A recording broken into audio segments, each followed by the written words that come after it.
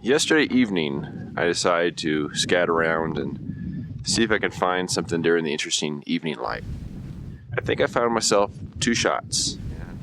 They are pretty easy shots. I think they're pretty much gimme shots, but it'll give me something to work with this afternoon. And on the note of weather, there's some clouds out there, as you can see behind me, which means we're probably going to have some decent afternoon thunderstorms. That is something that I really do need for the shots that I want to get. If I'm a little bit winded right now, yeah, it's because it's still pretty high elevation. I'm still kind of getting used to that right now. But these talus slopes would make it a little bit more difficult when you're walking around and, you know, dropping back a step and a half for every 2 steps you take forward. But I'm here, it's the blue hour right now in the morning, and I'm looking around to try to figure out where the light's going to be. Now, one of the things that I don't think as many people do as they should these days is kind of figure out, well, basically sit down, observe the light, figure out where your shot's going to be. And you'll learn a lot about a location by sitting there, looking at which way the clouds are moving, and that's what I'm doing this morning.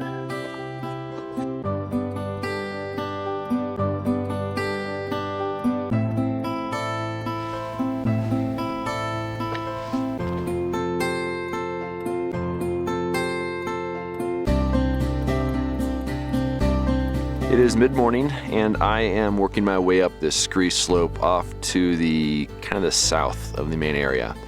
I see some really cool looking trees up on the slope, but it's definitely slow going getting to the top. Combination of the altitude plus the fact that the material I'm walking up is really loose makes it definitely really slow going. So I'm taking an opportunity to take a little break here in the shade of this bristlecone that's behind me. But my plan is to work up to those trees, see if I can find any that gives me a nice composition where I want to have a good defined foreground, midground, background, something that gives me a lot of depth. And a lot of times if you're shooting these trees on the slope and you're inherently looking up the slope, the problem is that you're going to have nothing but sky and you're going to see a little bit of that slope there, but it doesn't really give a good feeling for how steep it is, and it doesn't give that perception of depth I'm going for. I'm also trying to find trees that really are very clean looking, very graphic, really defined, ones that have a lot of character, because my main goal is to take a photo that has a lot of character to it and where you just look at the photo and it just tells the story of what's going on. I went ahead and set up my shot, which is the one you see behind me here. I really like to look at this tree. It's really clean, it's got nice character to it, and also I really like the way that the roots drop into the ground there, so it looks almost like someone just placed it there rather than actually growing in the ground.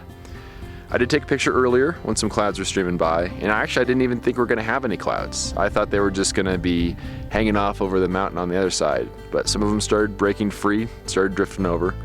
And I took one shot while the tree was in sunlight and the clouds in the background were not interfering too much with the branches. I shot it on color neg film because I want to make sure that I get all the contrast I need and I'm not losing my highlights and my shadows, and color neg film does a good job with that. I'm going to stick around through sunset. I'm going to hope that the sun drops below these clouds and that the clouds in the background stick around. Because if that's the case, I'm going to get some nice kind of frontal / side light on the tree and hopefully have some clouds in the background. So we'll see what happens. My shot is now in the shade, but I did take a total of 4 shots, 2 in the early afternoon and then 2, I took them about 15 minutes ago.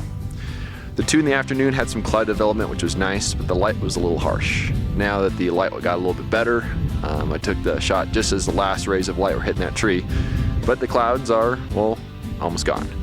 I didn't really have the best of both worlds, but between all 4 shots, hopefully I got something that was pretty decent. I'm really hoping that the color negative film was able to pull out some nice tones from the harsh light on that tree. That wraps up day 2.